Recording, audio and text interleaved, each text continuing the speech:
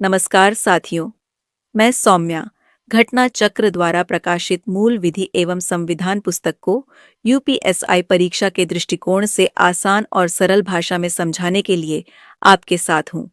तो आइए शुरू करते हैं मूल विधि एवं संविधान की इस रोचक यात्रा को।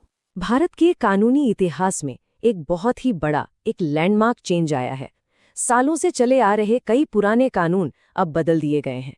तो आज हम इनमें से सबसे अहम बदलाव यानी भारतीय न्याय संहिता 2023 को एकदम आसान भाषा में समझेंगे। देखिए, ये सिर्फ कुछ कानूनों का बदलना नहीं है, बल्कि ये भारत के जस्टिस सिस्टम के लिए एक बिल्कुल नई शुरुआत है। तो सवाल ये उठता है कि इस नए अध्याय में आखिर ऐसा क्या है जो हम सभी को जानना ही चाहिए।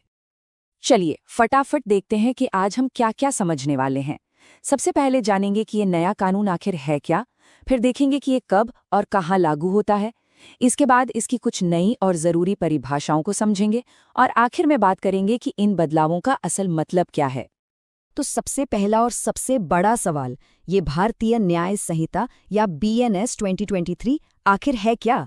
इसे ऐसे समझिए कि ये हमारे देश की नई क्रिमिनल रूल बुक है जो 150 साल से भी ज्यादा पुराने इंडियन पेनल कोड की जगह ले रही है।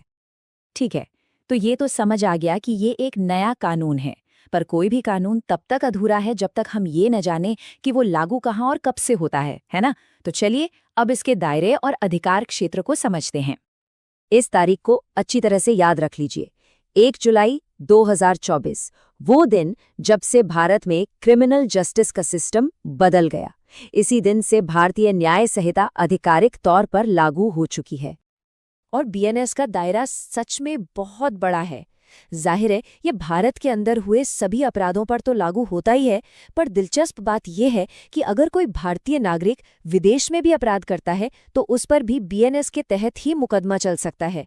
इतना ही नहीं, भारत में रजिस्टर्ड किसी जहाज या विमान पर दुनिया में कहीं भी कोई अपराध हो वो भी इसके दायरे में आएगा। और हाँ, आज के डिजिटल दौर की सबसे बड़ी जरूरत, अगर कोई दूसरे देश में बैठकर भी भारत के कंप्यूटर सिस्टम को निशाना बनाता है तो उसे भी बीएनएस के तहत ही सजा मिलेगी। अब देखिए, किसी भी कानून को समझना है तो सबसे पहले उसकी भाषा को, उसके शब्दों को पकड़ना पड़ता है। बीएनएस भी अपने साथ न्याय की एक नई शब्दावली लेकर आया है जो हमें बताता है कि कानून की नज़र में चीज़ों के मायने कैसे बदल रहे हैं। तो चलिए अब कुछ सबसे महत्वपूर्ण शब्दों और उनकी नई परिभाषाओं पर एक नज़र डालते हैं, क्योंकि सही मायनों में यही इस कानून की असली आत्मा छिपी है। सबसे पहले देखते हैं लिंग यानी जेंडर की परिभाषा। इस कानून में ये बिल्कुल साफ कर दिया गया है कि जहां भी वह या उसके जैसे सर्वनाम इस्तेमाल हुए हैं, उनका मतलब सिर्फ पुरुष या महिला नहीं, बल्कि हर जेंडर के व्यक्ति से होगा, जिसमें ट्रांसजेंडर भी शामिल हैं। ये दो शब्द सुनने में एक जैसे लगते हैं ना, पर कानून की नज़र में इनके बीच जमीन आसमान का फर्क है, और वो फर्क है नियत का। बेईमानी का मतलब है किसी को गलत तरीके से आर्थिक फायदा या नुकसान पहुंचाने का इरादा। वहीं कपटपूर्वक का मतलब है साफ तौर पर धोखा देने या फ्रॉड करने का इरादा। कानूनी मामलों में नियत का यही बारीक फर्क सजा तय कर सकता है।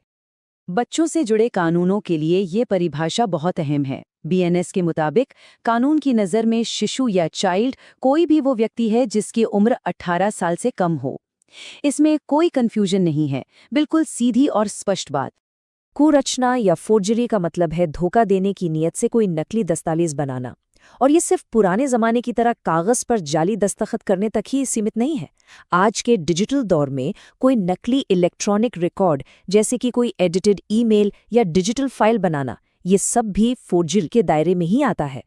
किसी अपराधी को पनाह देना भी एक गंभीर अपराध है जिसे कानून संश्रय कहता है, और इसका मतलब सिर्फ किसी को अपने घर में छुपाना नहीं है। सोचिए, अपराधी को खाना खिलाने, पैसे देने, उसे हथियार मुहैया कराने या फिर उसे पकड़ से बचाने में किसी भी तरह की मदद करने तक, ये सब कुछ संश्रय ही माना जाएगा। जब हम क्षति या इंजरी शब्द सुनते हैं तो दिमाग में अक्सर शारीरिक चोट ही आती है ना? पर बीएनएस इसकी परिभाषा को बहुत बड़ा बनाता है।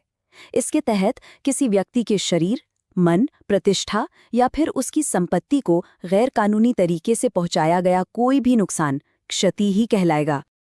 तो हमने इस नए कानून के दायरे और इसकी भाषा को समझा, पर सवाल ये है कि एक आम इंसान के तौर पर इन सब बातों को जानना हमारे लिए जरूरी क्यों है। चलिए इस पूरी चर्चा के सबसे जरूरी पॉइंट्स को एक बार फिर से देखते हैं। तो अगर इस बदलाव से 3 सबसे बड़ी बातें हमें याद रखनी हो तो वो ये हैं। पहली, 1 जुलाई 2024 से देश में नया क्रिमिनल लॉ BNS लागू हो चुका है। दूसरी, इसका दायरा बहुत वसी है जो देश के बाहर हुए अपराधों को भी अपनी सीमा में लेता है। और तीसरी, इसने जेंडर और क्षति जैसे कई शब्दों को आज के समाज के हिसाब से नई और स्पष्ट परिभाषाएं दी हैं। तो ये साफ है कि ये कानून सिर्फ पुराने नियमों का कोई नया वर्जन नहीं है, ये तो न्याय की पूरी भाषा को एक नई दिशा दे रहा है। और ये हमें एक बहुत बड़े सवाल पर लाकर छोड़ता है। कानूनी शब्दों का ये बदला हुआ शब्दकोश आने वाले समय में भारत में न्याय के भविष्य को आखिर कैसे आकार देगा?